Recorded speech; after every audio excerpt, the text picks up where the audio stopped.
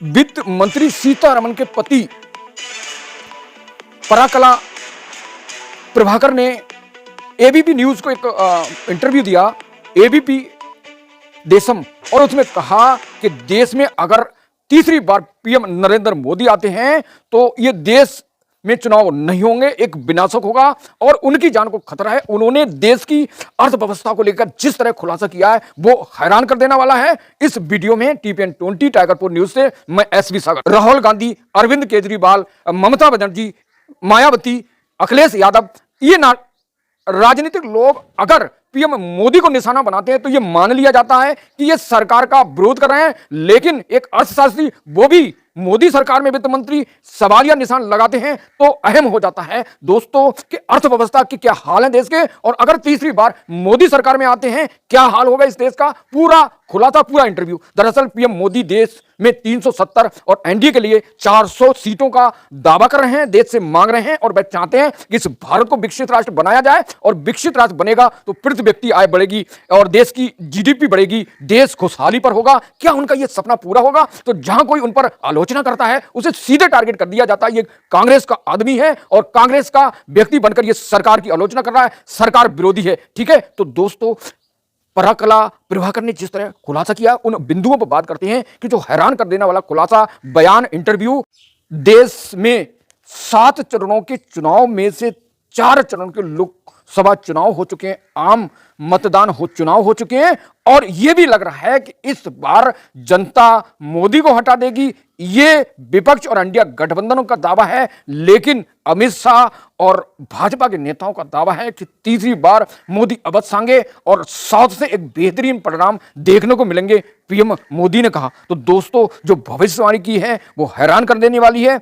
अभी जेल से छूटे अरविंद केजरीवाल ने कहा कि मोदी एक खतरनाक मिशन चला रहे हैं, और अब ये प्रभाकर ने जो बयान दिया अर्थशास्त्री से, वो क्या कहा है, उन्होंने अपने एबीपी देशम चैनल को इंटरव्यू में कहा कि बीजेपी तीसरी बार सत्ता में आती है तो ये किसी आपदा से कम नहीं होगा और देश में स्वतंत्र तरीके से चुनाव नहीं होंगे। इस आरोप को कांग्रेस के मल्लिकार्जुन जो अध्यक्ष, उन्होंने भी आरोप लगाया है कि अगर तीसरी बार मोदी सत्ता में आते हैं तो चुनाव नहीं होगा। आगे प्रभाकर ने क्या कहा कि पीएम मोदी को तानाशाह करार देते हुए कहा कि अगर उनकी पार्टी जीती है तो मुझे लगता है, उनका पर्सनल ओपिनियन है कि अगले चुनावों में हमारे पास रूस और उत्तर कोरिया जैसे परिणाम होंगे, जैसे रूस और दक्षिण कोरिया के तानाशाह राज कर रहे हैं, इस तरह भारत होने के बयान दिए हैं। और साथ ही वित्त मंत्री जो हैं वो मैंने पूर्व में बताया कि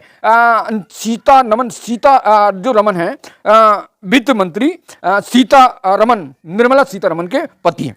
तो पीएम पर लगातार पूर्व से ये टारगेट और निशाने बनाते आए हैं और ये सवालिया निशान उनके लिए खतरा पैदा कर रहा है, और उनका आगे मैं बताऊंगा कि उन्हें किस तरह कॉल से उन्हें डराया धमकाया जा रहा है।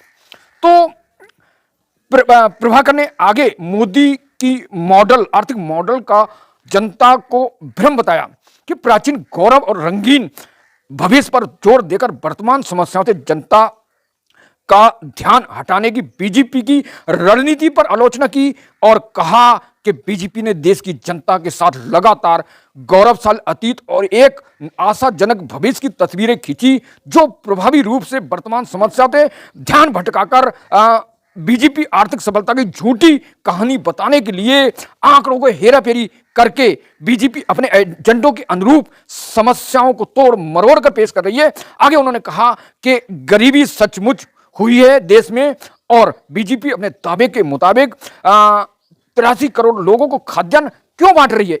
प्रभाकर ने जो बयान दिया खाद्यान्न पर लेकर के, भारतीय जनता पार्टी खुद कहती है कि 83 करोड़ लोगों को हम खाद्यान्न मुक्त बांट रहे हैं। उनका इशारा यह है कि आज भी 83 करोड़ लोगों को जब राशन मिल रहा है तो गरीब है, इसलिए राशन को बांटा जा रहा है। 10 साल के कार्यकाल के दौरान नरेंद्र मोदी ने यह गरीबी मिटाने का काम नहीं किया। यह इशारा है कि अगर गरीबी मिट गई है देश से तो भैया ये जो राशन है, जो खाद्यान्न योजना है 83 करोड़, आखिर इसको क्यों बांटा जा रहा है।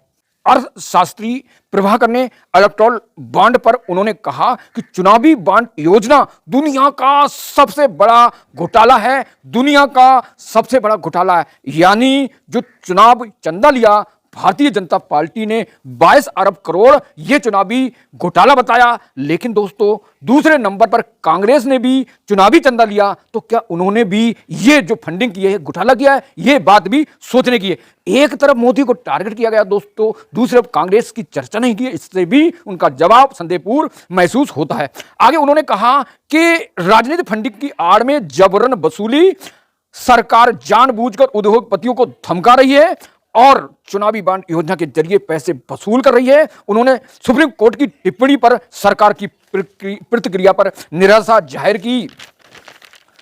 प्रभाकर ने आगे कहा, खुलासा करते हुए कहा कि नरेंद्र मोदी के खिलाफ बोलने पर उन्हें जान से मारने की धमकी भरे कॉल का सामना करना पड़ रहा है। शुभचिंतकों ने कहा कि दोस्तों आप गुजरात मत जाइए, गुजरात जाने पर आपकी जान को खतरा है। फिर भी वह गुजरात गए, उनको कोई चैलेंज का, कोई समस्या का सामना नहीं करना पड़ा।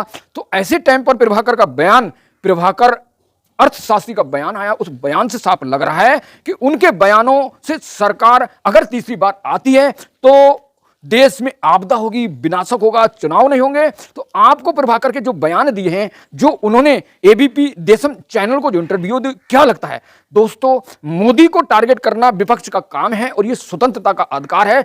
और ये विपक्ष मान चुका है कि मोदी के रहने के दौरान विपक्ष को खत्म किया गया, विपक्ष को टारगेट किया है और विपक्ष को जानबूझकर जेल भेजा गया, चाहे अरविंद केजरीवाल, चाहे हेमंत सोरेन हो, लालू यादव हो, और जो लोग घोटाला करने के बाद भाजपा को ज्वाइन कर चुके हैं उन पर ईडी, इनकम टैक्स, सीबीआई कार्रवाई नहीं हो रही। ये आरोप है विपक्ष का। और ये जो आरोप लगाया है अर्थशास्त्री प्रभाकर ने, जो वित्त मंत्री के पति हैं, आपको क्या लगता है? इस पर आपकी क्या राय है कि उनका बयान मोदी क्या विनाशक होंगे या तीसरी बार सरकार में लौटते हैं? क्या विपक्ष को खत्म करेंगे फिर से या फिर जनता को नुकसान पहुंचाएंगे? तो खाद्यान्न योजना जो सरकार कह रही है कि आगे भी बढ़ा दी जाएगी और बढ़ा दी है दोस्तों, जो कोरोना काल में कोविड-19 में इस योजना को सरकार ने जारी रखा। तो आपको सरकार की जो महत्वाकांक्षा योजना है, क्या लगता है कि सरकार बेहतरीन काम कर रही है या कांग्रेस द्वारा जो उठाए गए सवालों पर लगातार घेराबंदी करती है वो जायज है? तो मेरे साथ बने रहिए, TPN 20 न्यूज मतलब tiger post news. Thank you so much watching this video.